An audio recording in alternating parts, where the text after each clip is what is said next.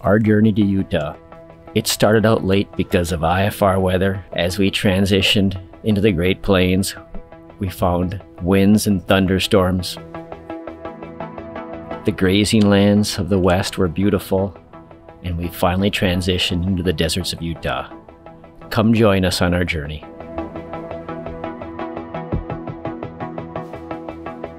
Aviation, the way it was meant to be.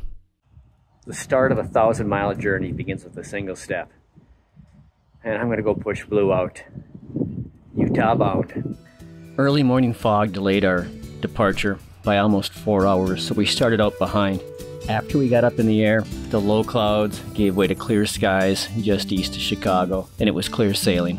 We stopped in Michigan City, headed across the Mississippi River, where we ran into some heavy winds. Turbulence abounded. AWOSs were reporting gusting to 40 knots.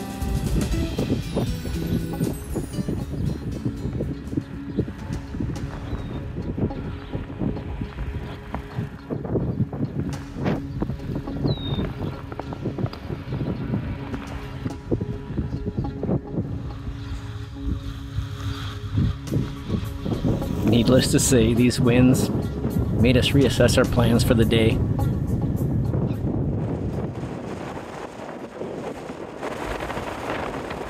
Right. We are in some city in Iowa. The winds, they're gusting. It says 27, but we got warnings that they're gusting to 40. They feel closer to 40. And the gusts aren't really gusts. The lower level is lulls. It's a constant, steady, heavy wind and a lull. Luckily, we all made it. Let's see if we get out of here tonight or not. Oh, there it goes. There it goes. It's about half the mileage we wanted to make on day one. This is not going as planned or as hoped. You know, the IFR in the morning, the headwinds, we were bucking 40-knot headwinds. And, you know, there's just, when you're doing 60 over the ground, it's difficult to make headway. Started day 2. We're only 400 miles behind and have 700 miles to go. Hopefully this goes better than yesterday, but I think the Rockies are going to be difficult this afternoon.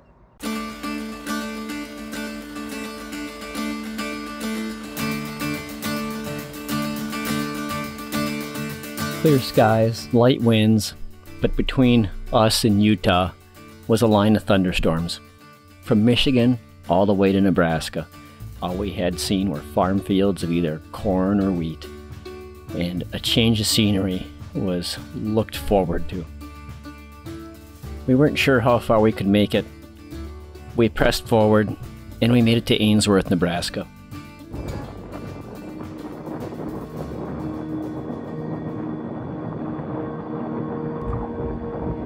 Storm's coming. It's tops 250 and it's bearing down on us. I'm gonna get to the shelter.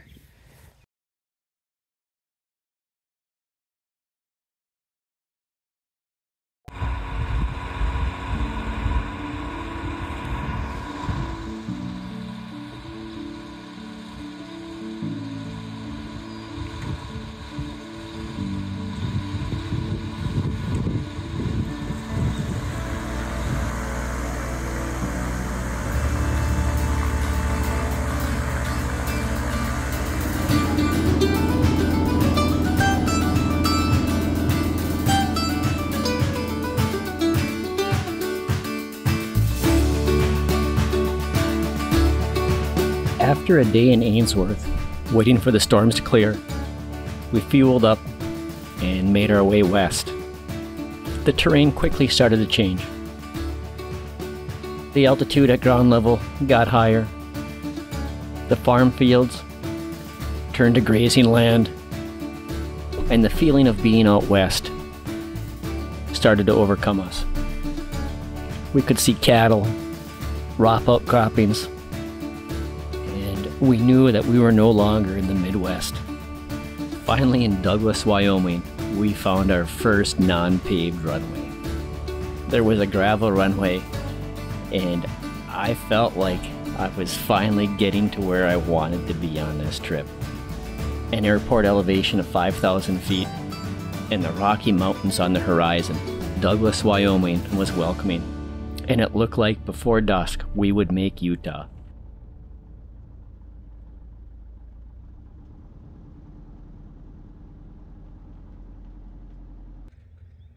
We're at Douglas.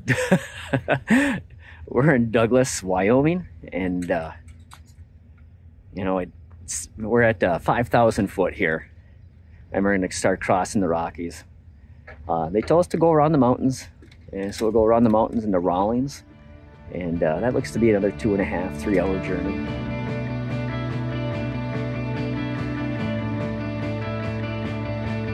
Oh, there you go.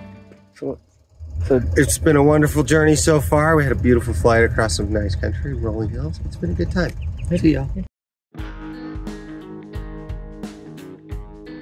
As we departed Douglas on the gravel runway, which still brought a smile to my face, we headed west-northwest toward Rawlins, and the grass plains, the savanna-like grazing lands were all behind us.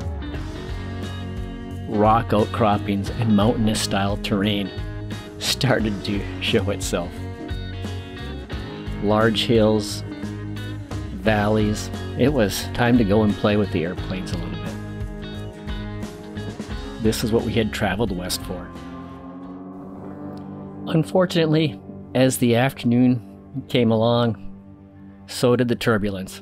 It was hot and the thermals were bumping us all around. Got to the point that the airplanes were getting warm, the pilots were getting warm, and we were all getting tired of flying. You can only bounce around in a small plane for so many hours before you have to call it quits. So we landed in Rangeley, Colorado, looking for a break and some gas. We did find a break. What we didn't find was fuel. The card reader on the self-serve fuel wasn't working, so we were going to have to move on out of Colorado.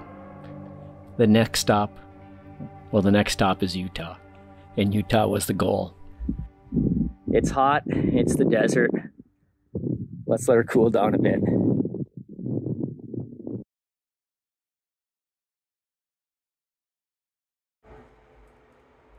So close, but yet so far away. 10 miles from Utah? So on day 3, we were going to make Utah. A day late, but we had made our goal. With only a few hours of sunlight remaining and 10 miles to Utah, we departed. It was still bumpy, but the afternoon thermals had given way to late afternoon thermals, and they weren't as bad. Quickly crossed into Utah and decided that Vernal, Utah would be our stop for the night.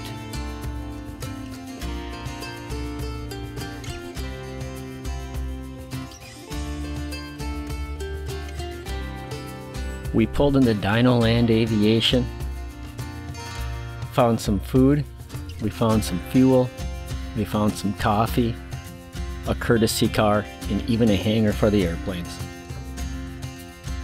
The next day, we were going to be playing in Utah.